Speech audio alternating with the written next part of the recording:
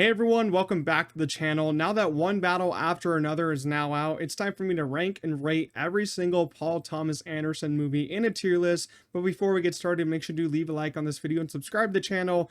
But let's get right to it with the first movie being Hard 8. This is Paul Thomas Anderson's first movie, his directorial debut. And let me just tell you straight up, if you haven't seen a Paul Thomas Anderson movie, what are you doing? Go watch at least one of them. And if you have seen one of them, go watch all 10. I did a rewatch of all of them, getting ready for One Battle After Another, and it was one of the most fun times I've had ever since, rewatching Denis Villeneuve's movies, Christopher Nolan's movies. This is one of the best filmmakers working today, and I went into his first movie not really knowing anything about it except that Philip Baker Hall is in it, John C. Reilly, Gwyneth Paltrow, and Samuel L. Jackson. So I only really knew the cast, and I found it to be an okay time. It wasn't great, but you have to remember that it was his first movie, and he probably didn't really have control over it. Maybe he wanted to make it his own sort of movie. Nowadays he has his own control because he's such a profound director. He's making these 2.5 hour, 3 hour movies, Magnolia, There Will Be Blood, One Battle After Another, of course. But back in the day, he's not well established, so he doesn't have, first cut, he doesn't have last cut, people are looking over his shoulder all the time. And this one, it struggles from that. It struggles from pacing issues and some story issues. I thought it started out really great. I really loved the opening to the story. I loved the character dynamics with Philip Baker Hall and John C. Reilly's characters. But then that second half came and I felt, a little less interested as we got to the finale. And, that doesn't really happen with Paul Thomas Anderson movies. Usually by the finale, you're like, oh yeah, this is the best part of the movie. This makes this a masterpiece. But with this one, I was like, oh, I really don't care. I couldn't really care less about these characters, but I really enjoyed the cast. Some of these people have been in other Paul Thomas Anderson movies. I wish that Samuel L. Jackson got a chance to be in another Paul Thomas Anderson movie because he was really great in this one. I like the visual elements of this one. Casino kind of story vibes are pretty cool. But outside of that, I just thought that it was an okay film. Next up is going to be Boogie Nights, which is probably Paul Thomas Anderson's most popular movie, his most, accessible movie. I'd say has a pretty easy to follow story with some great characters. The script on this movie is perfect in my eyes. I watched it for the first time a couple months ago. I fell in love with it from the first 5 minutes, from that first opening shot. Yeah, with that oneer, I was like, this is just great filmmaking right here. And yeah, the story is pretty cool. It's about the porn industry, kind of the rise of this star of Dirk Diggler, Mark Wahlberg himself, and then this kind of dysfunctional family that he fits into, and then the fall of this family, and then the kind of rise of the family once again with Dirk Diggler. And Mark Wahlberg, he knocked it out of the park here. This is one of his best roles, maybe his best role yet. I just found this to be such an amazing film. It's also so rewatchable. I put it on like 3 times now since I watched it for the first time in July. So what is that? Almost once a month I've watched this movie. I can't get enough of it. The soundtrack is amazing, full of hits that are still listened to today. Some of my favorite scenes have to be the pool party scene. Just what stands out there is the Colonel being like, "Drop your pants, Dirk," and then he's like, "Wow, that's a big cock." I thought that was so funny. And then William H. Macy's character, his character's storyline, it's just so sad in this movie, man. You can't help but feel bad for him. It's hard not to rewatch his scenes, but the scenes are also kind of funny. I think that the way that his character went out was so sad, but at least he took his horrible wife with him there. And then I love when the downfall of Dirk Diggler is, and he's like, he's taking all this cocaine, he's getting into drugs, so his penis isn't working properly anymore. So he kind of gets kicked out of the group, and so he starts doing music, and with John C. Reilly's character, and it doesn't go too well. It's really hilarious to listen to him sing because it's not good at all.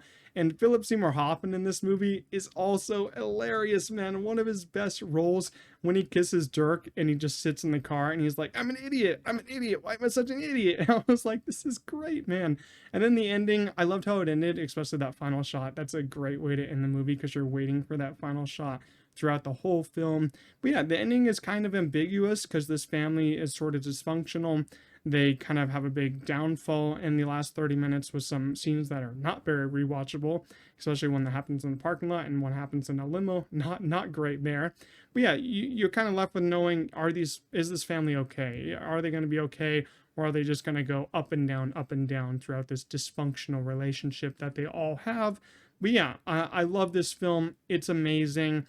And but I still, one thing I don't really like about it is Roller Girl. I don't really care for that character, but I did find it funny that Don Cheadle is the only character to kind of get out of the industry and kind of live his dream, get his stereo store, because of that crazy thing that happened in the donut shop with the people just shooting each other, and he just picked up the money. He's like, oh, I'm out of here. Give me my stereo shop. So yeah, Boogie Nights, amazing film. Put it in the amazing tier. Now we have Magnolia, which I think is PTA's longest movie, coming in at over 3 hours long. I watched it for the first time, of course, like a month ago, and then to prep for this video, I rewatched it again a couple days ago. And I'm surprised to say this, but my love for this movie went up on a rewatch. I thought I would not love it as much on a rewatch. I thought I would lower my rating, but I love it even more. Movies like this just are not made today. PTA, what he got to do with this movie is nothing short of extreme. After Boogie Nights, he said, I'm going to make the movie I want to make. So he makes a 3-hour character drama with all these characters in the center. You don't really have a main character here. You just have a lot of main supporting characters that all have a really fleshed out storyline. I'm not really going to dig into every single one. I'd probably make my own video for that outside of this. I kind of want to do that. It'd be very interesting. But yeah, this is just such a moving film. You, of course, have one of the most famous scenes in the movie being the frogs falling from the sky. When I saw that for the first time, I was like, are those frogs? And I'm like, yeah, they are frogs. And I'm like, what's going on? I don't care. It's just really interesting. And it kind of plays back to the beginning of the movie with the monologue and the scenes being like, these weird things happen all the time. It doesn't make any sense, but they happen. And I just kind of went with it. Once you go with this movie, there's no turning back. You're going to fall in love with it. Don't start questioning every small thing. It's just not going to help for you. But yeah, this movie is paced so extremely well, like all the other movies from PTA. 3 hours long. It doesn't feel that way. If you don't like this movie, I don't know if we can be friends, man. That's the litmus test here.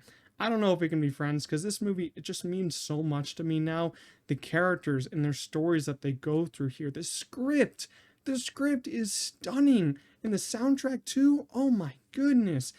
Tom Cruise deserved an Oscar for this movie. He didn't get it. I think he was nominated, but he should have won. This performance from him, one of his best, I'd say, maybe his best. I mean, it's a supporting role, pretty big supporting role, but god damn, just seeing him in that chair talking about his dad and then seeing him break down with his dad later in the movie is so emotional. If you don't get emotional in that scene, you're not human. You're not human. I don't care. But my favorite part about this movie, favorite characters, I think is Jim and Claudia. Of course, Jim is played by John C. Reilly. I forget who plays Claudia, but she was also in Boogie Nights. I found that relationship to be so sweet. I don't know if it's going to work for them because we don't really see the outcome of that, but I really enjoyed their kind of date night that they had and how caring he seemed to be of her, and he knew that she was in a bad place, and he kind of owned up to it. He went back, and that's the end of the movie. He said, you got to be all right. You're going to be all right.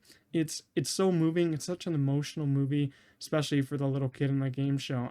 When he had to go to the bathroom and he just couldn't get up because he has no control because his dad just bullies him all the time. I felt like that was also a really emotional scene. And Philip Seymour Hoffman, he's another role in this movie. A lot of PTA movies he has a role in. Really enjoyed his role here. He's just looking for Tom Cruise's character the whole time. And he also kind of breaks down when Tom Cruise's character breaks down in the movie. I'm not sure if that was his performance in the character in the script or he just broke down but just because of how good Tom Cruise is. And Julianne Moore, she's also really good here. But yeah, this is a stunning movie, a classic movie. I don't know how this isn't in the Criterion Collection. It should be, but it's going in the amazing tier. Now we have Punch Drunk Love, which is one that I actually have seen. It was a couple years ago, so this movie isn't fresh in my brain like some of the other ones, but I still remember that I love this one. I thought it was just great in so many different ways. It's very different from Boogie Nights and Magnolia, but I'd still say it's a character study on Adam Sandler's character, and this is a very different role from what Adam Sandler usually did back in the day. He was known for, Happy Gilmore, Billy Madison. I'm not sure if that came out before this or after it, but he's known for the comedic roles. And, this one is kind of different, but also kind of the same in some ways, because it does have those freak out moments like Adam Sandler's characters would have in Happy Gilmore, where they get really angry, start just tossing everything everywhere, beating up people and all that. But his character here is kind of damaged, and he's a damaged person because of the people around him. His sisters that he lived with throughout most of his life just bullied him and are very toxic toward him. They kind of bring up the same moment in his life that kind of haunts him, and it kind of switches a trigger where he starts to freak out. And there's that moment at the dinner where he kind of flips a switch in his mind. He gets very angry. Then he destroys every single window. I think it's the sliding window doors. He just destroyed them. He's like straight up. And he's like, there's something wrong with me. I'm not a happy person. And I was like, wow, that touched me, man. That was some great line reading from him there. And this is a fairly melodramatic PTA movie. It's kind of slower than some of his other ones. It's, less long. I think it's only an hour and 40 minutes. Yeah, I might be wrong. Maybe it's 2 hours, but it felt like hour 40, hour 45. It has some very random scenes, some very colorful sequences that are really, really cool. I mean, the color sequences I never really understood fully, but I think it's the emotions that are going through his head here. Philip Seymour Hoffman also is in this movie, and I loved his banter with Adam Sandler on the phone. He's like, shut up. I thought that was just a magnificent role for him. And then when Adam Sandler comes to visit him in real life in the mattress store, he's like, he doesn't have all the guts anymore because he's not behind the phone running the scams. I think it was like the phone sex scams that he was running. Adam Sandler's character fell for it, but then he gets to meet his true love, and I love that. He got to meet his true love, and he started to open up even more. He started to be a nicer person, and he went to the store and he just got a lot of pudding and just started dancing in the store. That's another great moment for me. But yeah, Punch Drunk Love going in the amazing tier once again. Now we have There Will Be Blood, which is another one like Boogie Nights. If you ask people favorite Paul Thomas Anderson movie, they're usually going to say Boogie Nights, but you're going to have some outliers saying There Will Be Blood, and they're not wrong. This film is nothing short of phenomenal. Every time I watch it, I notice something differently in the story. I notice some new detail. And the first time I watched it, it was just such an experience for me. And this is actually coming to Regal, I think, tomorrow. So if you can get tickets, go watch this movie at Regal. I'm definitely going to go rewatch it, even though I just rewatched it again yesterday before filming this video. And I saw new stuff when I rewatched it. I was like, this is just so freaking good. Daniel Day-Lewis has never been better. This is his best role yet as Daniel Plainview. And he's just a power, man. He's looking for power. He's looking for oil. He's looking to control the land. Right from the opening scene, I think I remember it starting. You're starting the mines with Daniel Plainview's character. He's just knocking away. He's looking for that oil. And he does find something. I forget what he finds. He finds something. He sticks a piece of dynamite in there, and then he falls in the hole. He ends up falling in the hole. It breaks his leg, but he still treks with that broken leg to go turn in what he found for some money. He's all about that money. He's all about that control. He's all about that power. And once he does get that power, he turns into a very evil character. This is one of the most evil characters I think I've ever seen in a movie. I wrote on Letterboxd, I'd be scared to talk to Daniel Day-Lewis in real life just because of how evil his character is in this movie. But it's a feast of acting to watch. I thank God he won an Oscar for this. If he lost, it would just be the worst loss in history, I would say.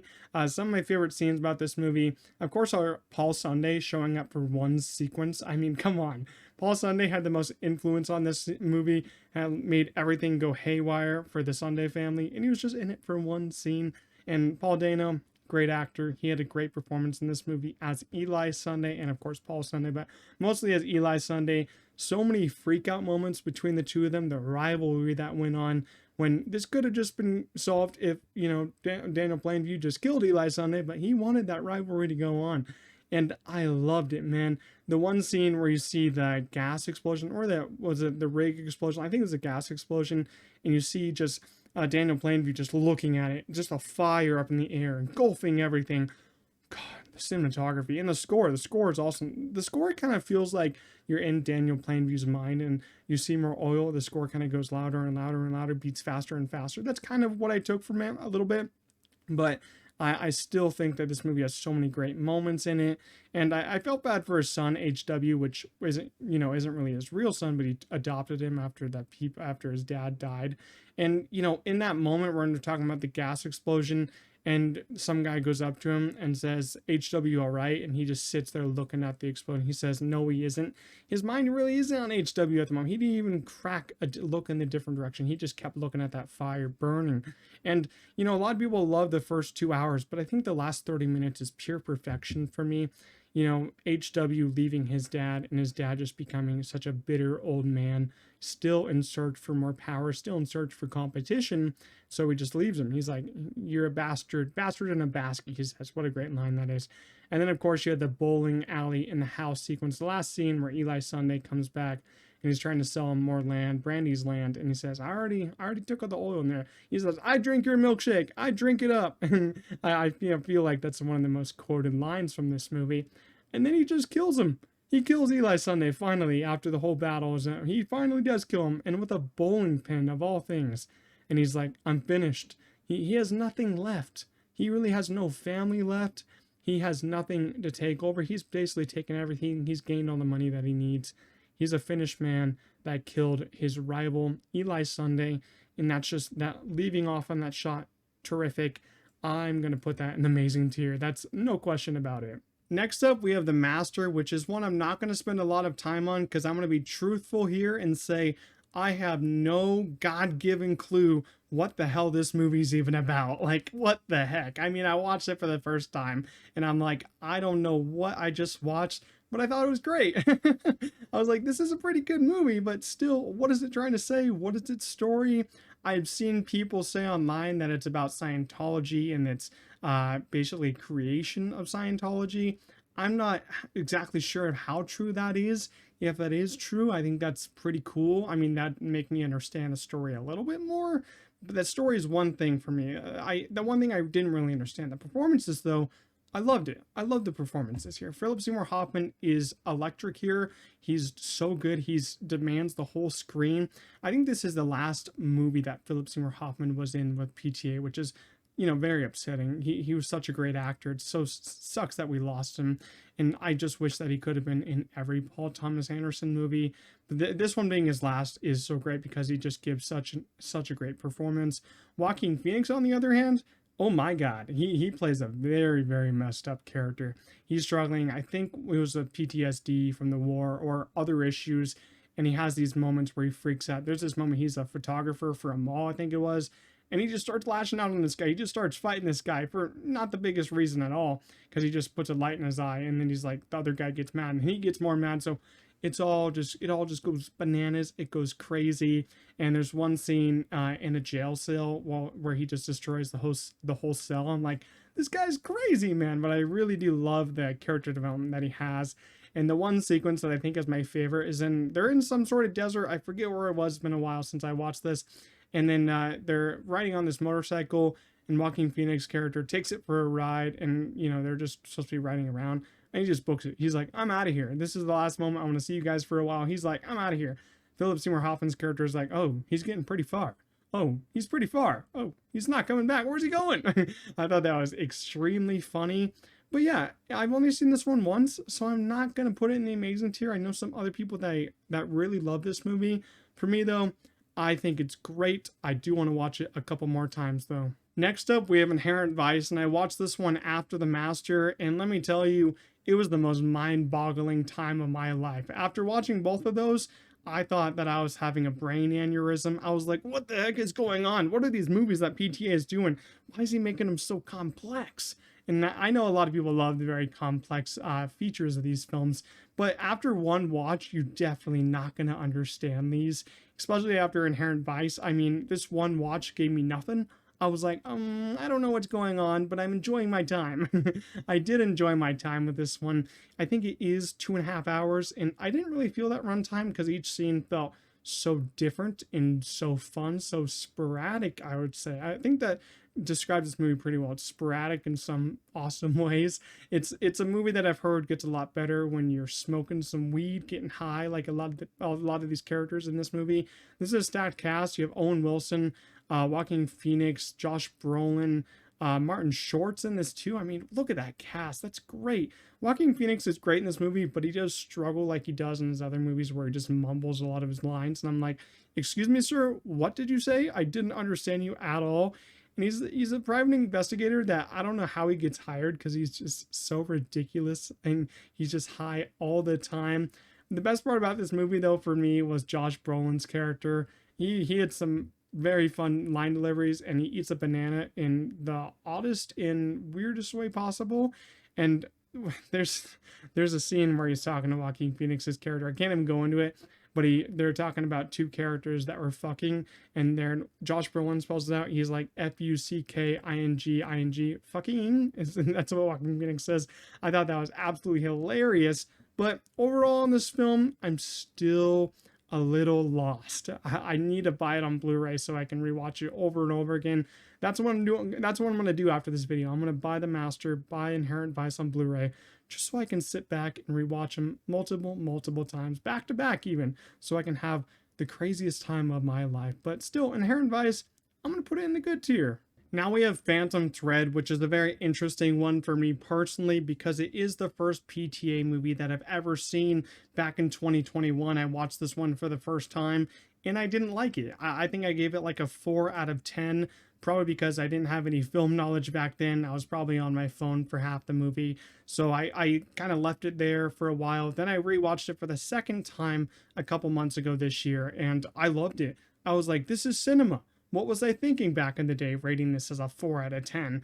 And then I, of course, rewatched it again a couple of days ago to get ready for this video, and I was like, it got even better. What the heck is this movie? What kind of drugs did PTA put in this movie? I was like, this is honestly a perfect movie for me now. I don't know what I was thinking back in the day, but I kind of just want to go back in time and slap myself, slap the phone out of my hand, pay attention to the movie, because you're going to miss a lot of great moments here, a lot of smaller, self-contained moments. This is a very contained movie, very focused movie on this romance between these two characters, Woodcock and Alma. Some characters that have a lot of problems, some faults there. This romance is not perfect by any means. Oh my God. They're both fighting for control at separate times. Woodcock, Daniel Day-Lewis, this is another fantastic role for him. Not as good as There Will Be Blood, another fantastic role. He should have won the Oscar for this. I don't know how he lost again. This is another Oscar-winning role for me personally, even though he didn't win.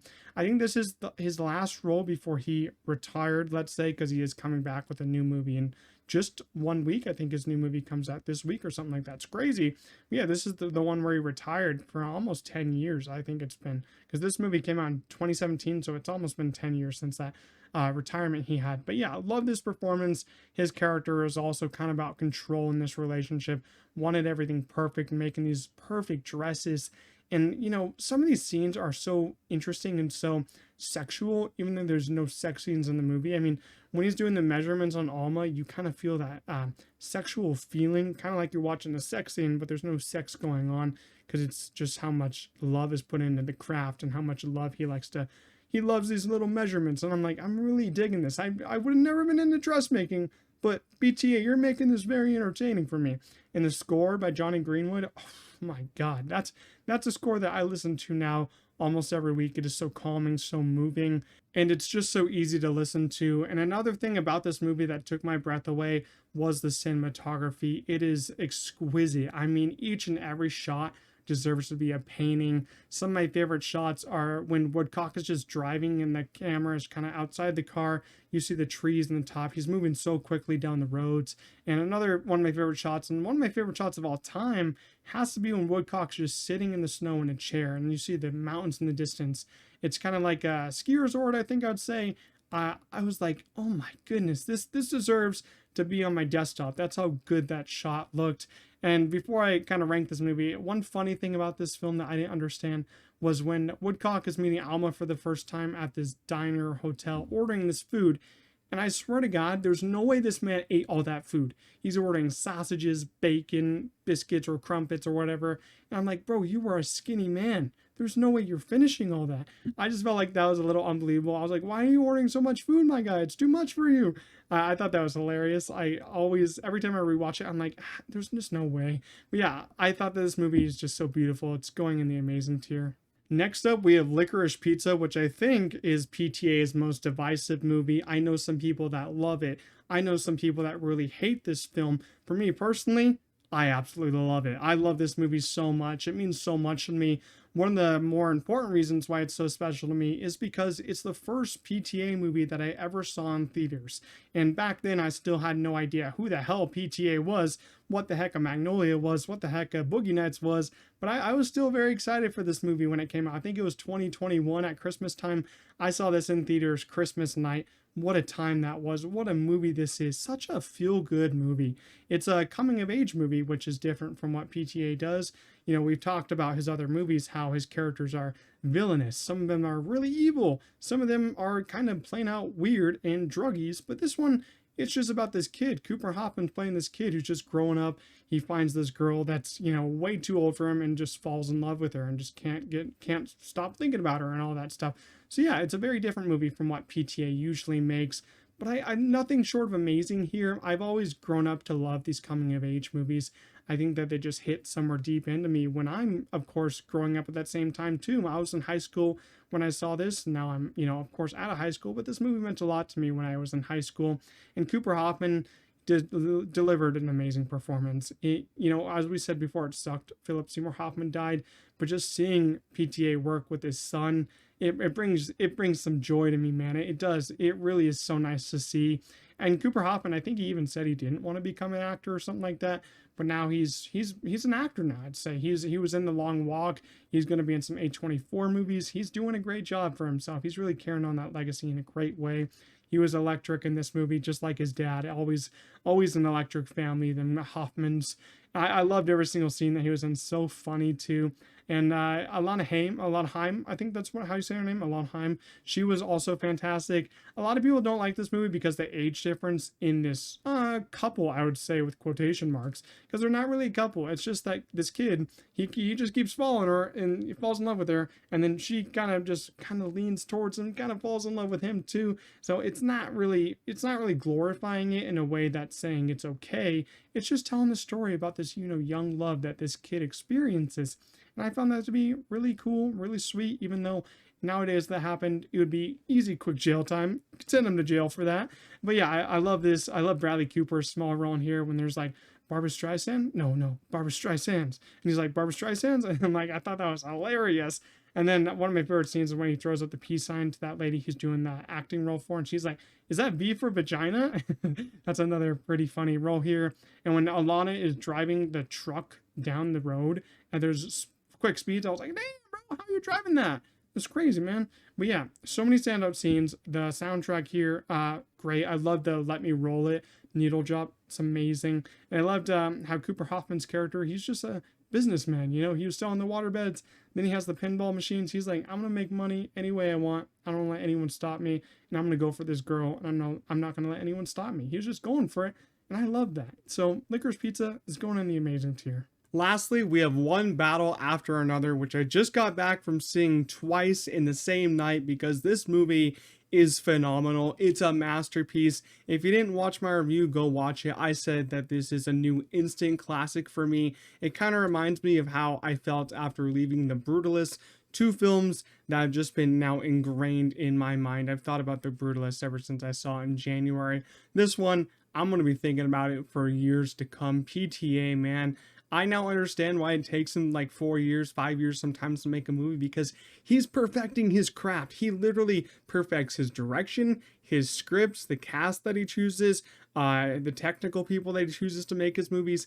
It's literally insane how good this movie is. And if you don't go see this in theaters, you suck. I don't make the rules. You just don't. You're not a good person if you don't go see this in theaters, because this could literally be the next movie to win Best Picture. So you have to go witness this in theaters.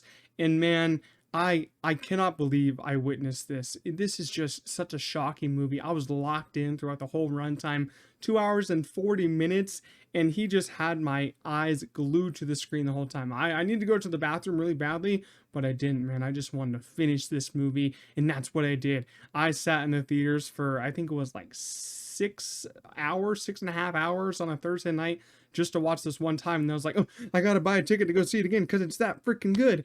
And, you know, even though I say it's really good, this is also kind of a very timely movie. So if you go into this one, just be prepared. There's some stuff that's going on in the real world that you're going to see handled in this movie in actually a really great way. I loved how PTA handled these themes of immigration, terrible people, revolutionists, I would say. Revolution is not being the terrible people being the government in this movie. Stephen Lockjaw is the character. He's a crazy person. The cast here is amazing. Leonardo DiCaprio, Sean Penn, Teyana Taylor, Chase Infinity was excellent. There's so many great performances here. The ensemble is perfect. I see this movie getting like 11 Oscar nominations. As I said before, I think it's going to win Best Picture at the next Academy Awards. And some of my favorite parts about this movie are the script. I think it's fucking phenomenal. Perfect writing on this. The score by Johnny Greenwood is amazing. He's like, let me use all the piano in the world. And I was like, I love this, man. I love you using the piano. It was great. And there's one little car chase at the end that just had my jaw on the floor. I was like, how are they doing this? How are they making this car chase so fucking good? But they did. So yeah, One Battle After Another is another amazing movie in this tier list. Now it's time to rank every movie in this tier list. Just like Christopher Nolan, just like Denis Villeneuve, there are no bad movies for Paul Thomas Anderson. Putting the okay tier at the last place in this list is going to be Hard 8. Just one that I didn't fully connect with, but I really enjoyed the first half. Then the good tier, we have Inherent Vice, which is probably going to go up on a rewatch, but since I've only seen it once, staying in the good tier. Some great performances in it, though. Great tier, The Master, one that could go up to the amazing tier on more rewatches, as I said, because I've also only seen this one once. But Philip Seymour Hoffman, oh my god, his performance in this movie is legendary. But now to the amazing tier. So many movies in this amazing tier, but one of them has to be last place. And for me, that's going to be Punch Drunk Love, because it's one that I don't feel is as rewatchable as some of the others. I feel it has so many great moments. I feel like it's still an amazing film, but I just watched all the other ones another time before I went back to Punch Drunk Love. And next on this amazing tier, I'd probably go Licorice Pizza. I love it, but it's just not the caliber of all the other films above it. Then I would go Phantom Thread.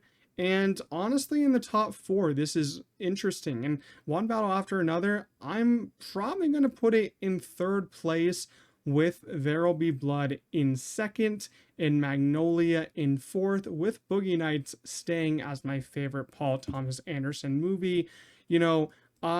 I think it's just I think it's just his best. I don't see how that's going to be beaten for me. But to be honest, with the Paul Thomas Anderson ranking, I'd accept any ranking except maybe having Hard 8 as the number 1. But there's going to be so many different other rankings for his movies, because they're so different. You could enjoy each one differently than the other one, and I wouldn't have a problem with that. But yeah, that's my ranking of every single Paul Thomas Anderson movie. It could change when I rewatch One Battle After Another many more times. It could go up even to 2nd or maybe 1st place. But for right now, One Battle After Another is my 3rd favorite Paul Thomas Anderson movie. Leave down below in the comments what your favorite Paul Thomas Anderson movie is. And if you've seen all 10, leave your own rankings down below. I'd love to see where you place everything. But if you enjoyed this video, make sure to leave a like, as it is free to do so and it does help out a lot. Subscribe to the channel, but I'll see you on the next one. Peace out.